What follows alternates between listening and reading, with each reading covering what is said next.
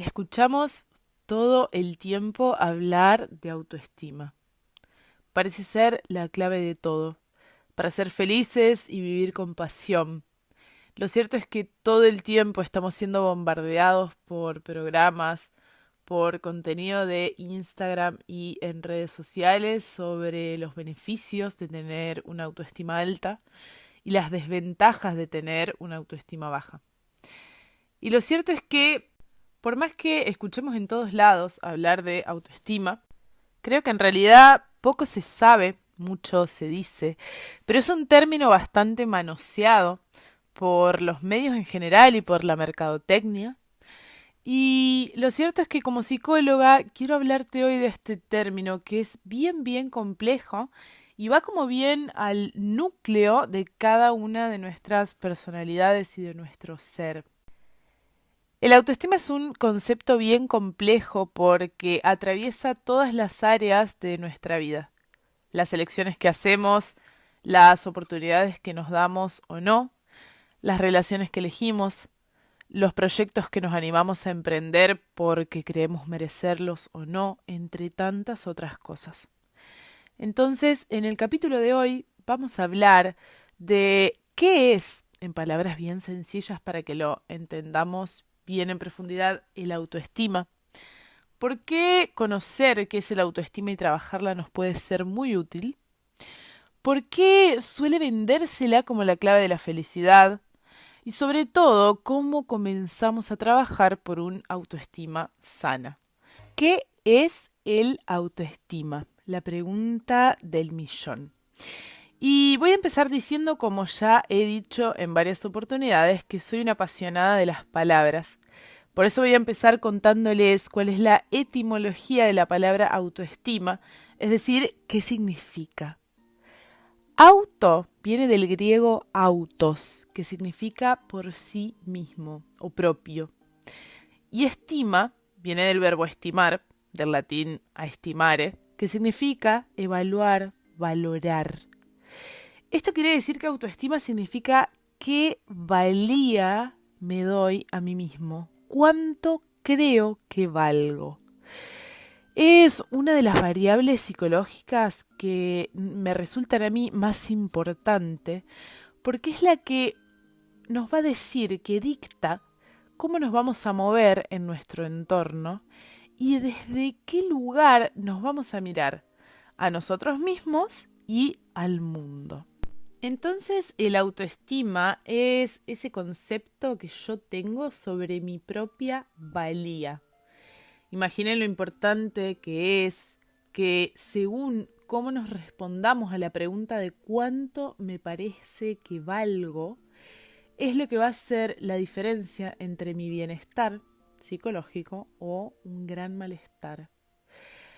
Resumiendo un poco, la autoestima es entonces esa evaluación que hacemos sobre nosotros mismos y que suele expresarse a través de una actitud de aprobación o desaprobación que refleja el grado en el cual creemos nosotros mismos ser capaces, ser productivos, ser importantes y ser dignos. Fíjense qué importante esto, porque la autoestima lo que expresa en realidad es la dignidad que sentimos por nosotros mismos y que se va a expresar claramente en las actitudes que tengamos hacia nosotros. La autoestima entonces se constituye de todos aquellos pensamientos, sentimientos y experiencias sobre nosotros mismos. La cantidad enorme de impresiones, de evaluaciones y de experiencias, todos reunidos que fueron pasando a lo largo de nuestras vidas, se juntan en un sentimiento positivo o negativo hacia nosotros.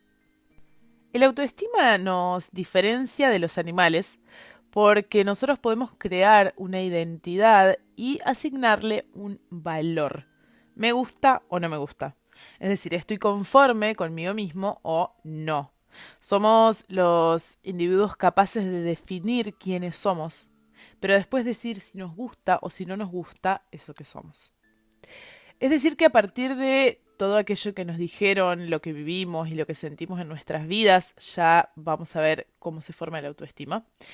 Pero básicamente, gracias a todo esto que fuimos viviendo, vamos a tener una apreciación más positiva o más negativa hacia nosotros. Eso va a determinar después en cuáles sean los sentimientos que tengamos hacia nosotros. ¿Por qué? Porque todos estos pensamientos que conforman nuestra autoestima tienen una gran base afectiva, es decir, nos hace sentir de determinada forma, pero también tiene una base cognitiva, es decir, nos hace pensar sobre nosotros mismos de determinada manera, ya que los seres humanos nos sentimos de determinada forma según lo que pensamos sobre nosotros mismos.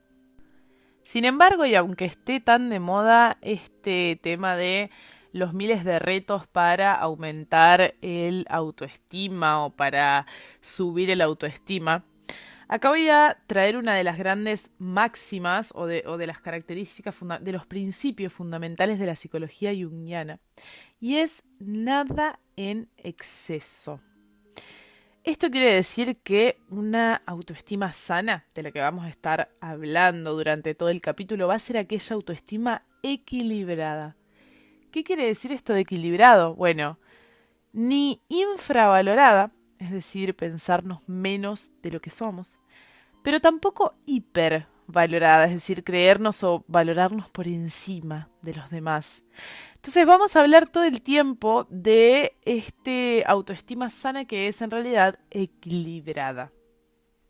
El gran problema con el autoestima empieza a surgir cuando esta capacidad que tenemos los seres humanos de juzgarnos y que yo les decía antes que nos diferencia de los animales, se manifiesta en un rechazo hacia nosotros mismos, porque esto produce un enorme dolor y daña considerablemente a todas las estructuras psicológicas que literalmente nos mantienen vivos.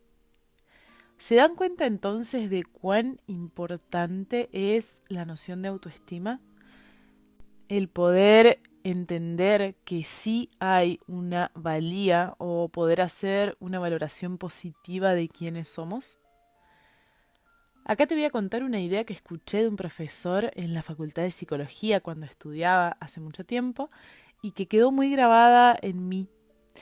Este profesor decía que de todos los juicios a los que nos sometemos, ninguno, pero ninguno, es tan importante como el juicio propio.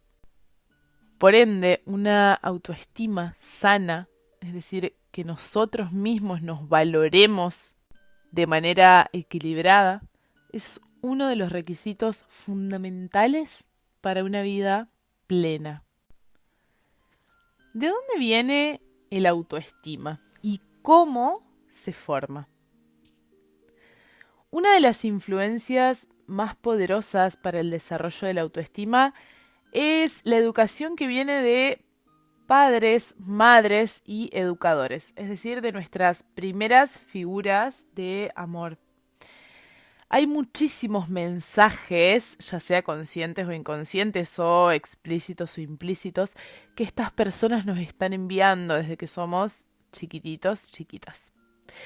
Y estos mensajes pueden ser súper alentadores o muy desalentadores. Lo cierto es que estos mensajes tienen la capacidad de ir formando poco a poco nuestro autoestima. Las personas más cercanas afectivamente, ya sean padres, madres, familiares, profesores o amigos, son quienes más influencia van a tener en potenciar o dificultar mucho el autoestima. Si los sentimientos de estas personas son generalmente valoraciones positivas, el niño o la niña van a ir recibiendo un mensaje que les va a agradar, se va a sentir bien. Y como consecuencia van a ir ayudando a que el niño o la niña aumenten su autoestima o generen una autoestima sana. Ahora, si los sentimientos de estas personas hacia los niños son negativos, la sensación que el niño o la niña va a percibir le va a causar mucho dolor. Y en definitiva, puede hasta hacer que se provoque el rechazo de su propia persona y por lo tanto claramente un gran descenso de la autoestima. Podemos encontrar acá como ejemplo mensajes como no sos lo suficientemente bueno. Y entonces el mensaje que recibimos es siempre vas a ser un inútil, una inútil. En otros casos el mensaje de no sos lo suficientemente bueno no se transmite a través de la crítica a modo de palabra. Recuerden que a veces no importa tanto lo que se dice, sino lo que se hace. Por ejemplo, cuando los padres sobreestiman lo que se debe lograr. Por ejemplo, a pesar de que imaginemos un niño que saca puros nueves en la escuela. El papá cada vez que el niño trae un 9 le dice, ¿por qué no un 10, hijo? Esto puede ir poco a poco produciéndole a este niño una sensación de que no basta con ser quien realmente es, no basta incluso con sacarse un 9, porque eso no lo hace lo suficientemente bueno. Hay que sacar el 10 para ser suficientemente bueno. Entonces este niño probablemente empiece a crear una autoexigencia tal que le diga que para ser amado por papá tengo que llegar al 10.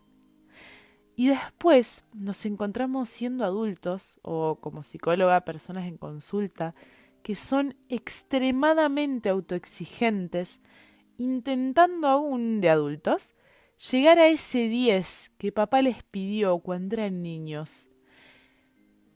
Y les va a llamar la atención, pero suelen pasarse años desviviéndose para obtener el máximo nivel de suficiencia por este deberías que papá pidió cuando éramos niños. Como les decía, no es solamente lo que se dice en palabras, sino también aquello que se hace, lo que va enviando mensajes para construir el autoestima. He tenido muchas pacientes que, por ejemplo, me decían, pero si mi mamá siempre me dijo que era linda, por ejemplo, entonces yo suelo preguntarles, pero ¿qué hacía esa mamá?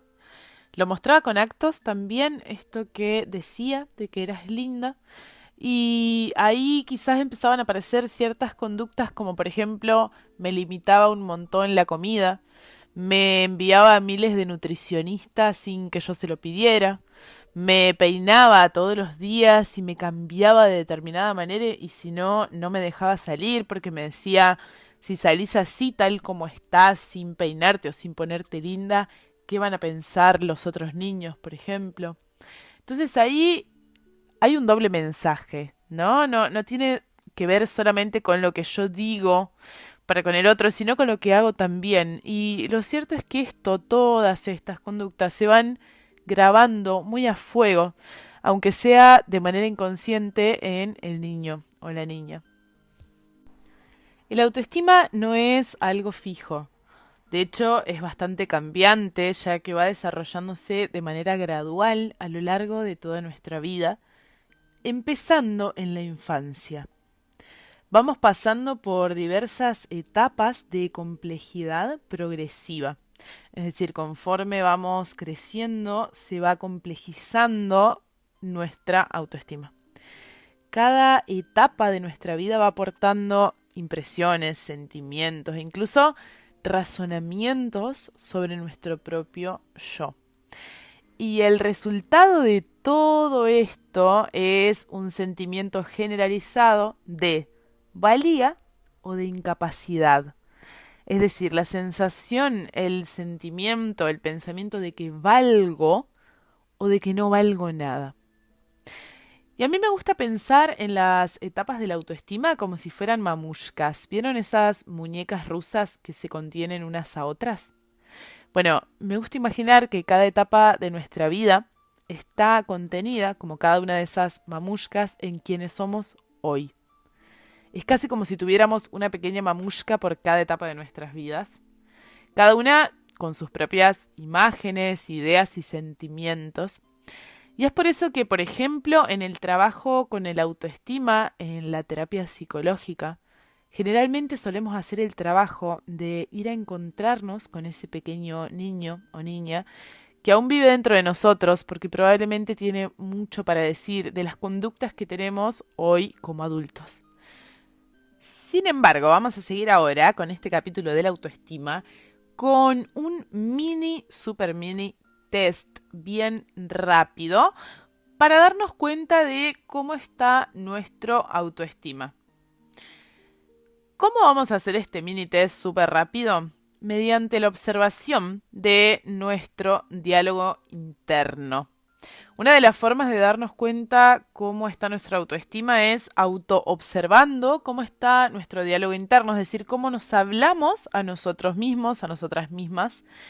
Y yo voy a plantearte ahora 4 preguntas que considero fundamentales para conocer qué tipo de autoestima tenemos o cómo está nuestra autoestima en este momento.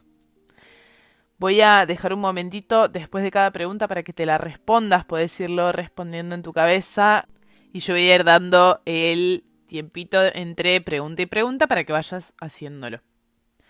La pregunta número 1 es, ¿te querés? La pregunta número 2 es, ¿te cuidás? La pregunta número 3 es, ¿reconoces las cualidades que tenés y que más te gustan de vos? Y la pregunta número 4 es, ¿estás orgulloso, orgullosa de quién sos hoy? Una vez que respondas a estas 4 preguntas, vas a tener una idea más o menos de cómo está ese autoestima para ver si tu autodiálogo es más bien negativo, habrá mucho por trabajar. Sin embargo, y acá viene otra de las cosas importantes de la autoestima, como les dije que es cambiante, que no es una entidad fija, todo puede ser trabajado. Siempre, siempre podemos mejorar nuestra autoestima para mirar la vida y a nosotros mismos de otra manera. Pero, acá viene el gran pero, como siempre les digo, un proceso de cambio profundo y real en el autoestima no es algo automático ni de un día para el otro, como la gran mayoría de cambios cuando hablamos de rasgos de personalidad y demás, o de hábitos, por ejemplo. Siempre hablamos de procesos. Es una de las palabras que más utilizo en la consulta psicológica porque hay que comprender que todo proceso lleva tiempo, intención y motivación, deseo, ganas. Entonces, quiero hablarles ahora un poco de el trabajo con el autoestima, es decir, determinados hábitos o recomendaciones para empezar a equilibrar un poco nuestro autoestima. Voy a contarles en este momento que Nathaniel Branden es un psicoterapeuta canadiense que se dedicó a estudiar el autoestima por muchos, muchos años y él viene a proponer 6 pilares que son básicos para trabajar con el autoestima. Entonces ahora me gustaría contarles cuáles son estos 6 pilares para que vayan viendo en realidad si han hecho alguno de todos estos trabajos para fortalecer el autoestima en caso de que esté un poco baja. Y vamos ahora con el pilar número 1 que propone Branden para trabajar el autoestima.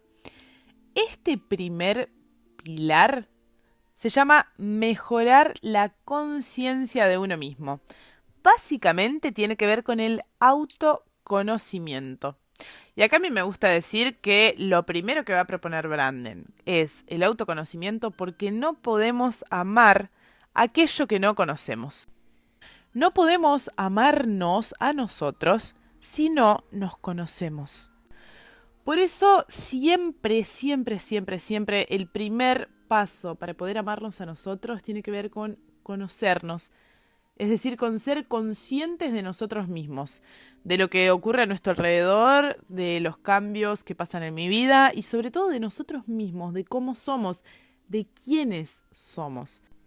Y claro que no solamente las partes que nos gustan de nosotros mismos, sino, y sobre todo diría, aquellas partes que nos disgustan un poco o que no nos gustan tanto como para andar mostrándolas en lo social.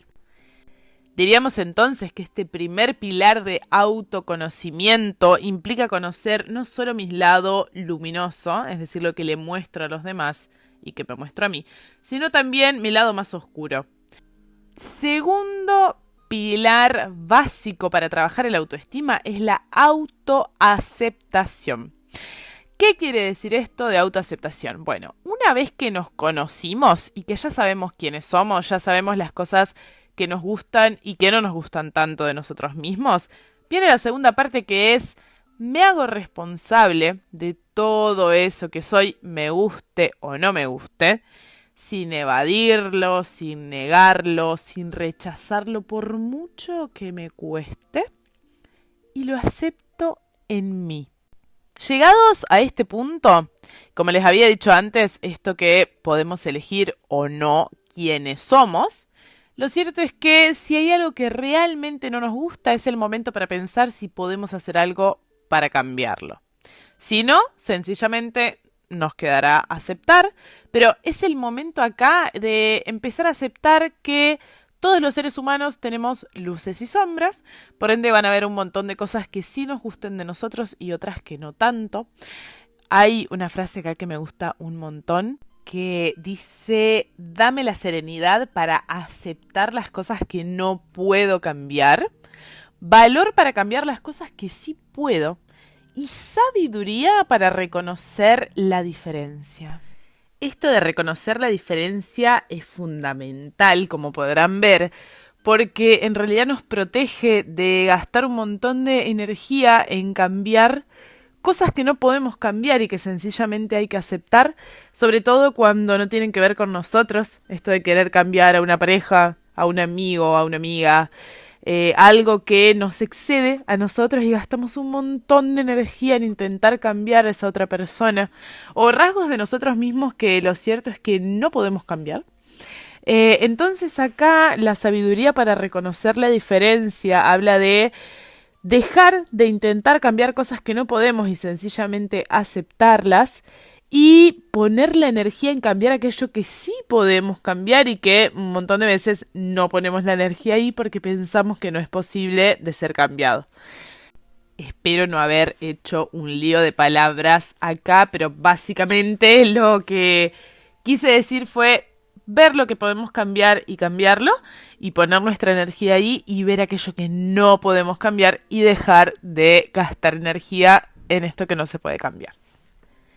Clave número 3 del trabajo con el autoestima, la responsabilidad, es decir, ser autorresponsables.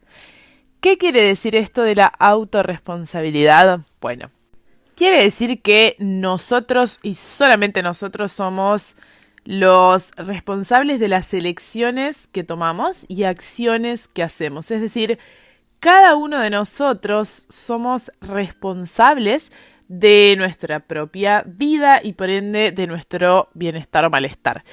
Y esto siempre digo yo que es como un arma de doble filo, ¿no? Porque por un lado nos coloca en el lugar de tener que dejar de ser víctimas, es decir, ya no podemos estar culpando a las demás personas por las cosas que nos pasan, sino que tenemos que hacernos responsables de la vida que estamos viviendo. Pero por otro lado, el lado lindo, entre comillas, el lado más esperanzador, tiene que ver con que nos coloca en un lugar de empoderamiento muy grande, ya que somos nosotros quienes podemos tomar las cartas en el asunto y empezar a tomar la responsabilidad y el control de nuestra propia vida y por ende de nuestro propio bienestar también, ¿no? La cuarta clave para trabajar el autoestima que propone Branden tiene que ver con practicar la autoafirmación. Recordá acá de ir pensando cómo se ven todas estas claves en tu propio camino. La autoafirmación es una de las que más me gustan porque también en mi proceso fue de las que más me costó porque tiene que ver con los límites. A ver, la autoafirmación tiene que ver con ser auténticos en el trato con las demás personas, porque se trata de tratar a nuestros propios valores y a nosotros mismos con mucho respeto en el contexto en el que nos movemos. ¿Qué quiere decir esto? Básicamente, movernos en base a nuestros propios valores y deseos, lo que queremos y lo que no queremos, y poder expresarlo de manera auténtica a las demás personas, es decir, marcar límites. La clave número 5, recordemos que son 6, es vivir con determinación. ¿Qué quiere decir esto? Quiere decir identificar aquellos objetivos de vida y propósitos de vida para organizar todas nuestras conductas, todos nuestros actos en base a estos objetivos y propósitos, prestando atención siempre a las consecuencias de lo que hacemos. ¿Qué preguntas tendremos que hacernos acá entonces? Bueno, ¿qué quiero hacer de mi vida? ¿Qué puedo aportar al mundo y que me haga feliz a mí? ¿Para qué soy bueno? ¿Qué cosas me gustan? ¿Cuál es mi pasión? Bueno, acá tendremos que empezar a buscar cuáles son nuestros objetivos, nuestras metas de vida en general. O sea, no tiene que ver con las metas quizás más a corto, a mediano plazo, sino las metas más profundas. ¿Qué quiero hacer con mi vida? ¿Quién quiero ser? ¿No? El encontrar esto es la quinta clave que propone Branden para trabajar con el autoestima. Vamos ahora con la última de las claves para trabajar con el autoestima, la clave número 6. Y esta es como, diría yo, el resumen de todo el resto de las claves. Tiene que ver con el autoestima en acción, diría. Y la clave número 6 es la práctica de la integridad personal. ¿Qué quiere decir esto? Quiere decir vivir de forma coherente entre lo que pienso, digo y hago. Esto es fundamental y de hecho probablemente sea una de las mejores estrategias para mejorar el autoestima. Esto de ser íntegros con nosotros mismos, sin traicionar quizás los valores que nos rigen a nosotros mismos. Recuerden, no tiene que ver con los valores de la afuera, sino qué valores nos rigen a nosotros. Lo más importante de esta sexta clave es encontrar la coherencia entre lo que pienso, lo que siento, lo que digo y lo que hago. Es decir, vivir de manera íntegra y honesta conmigo misma y por ende con los demás. Un saludo enorme, enorme.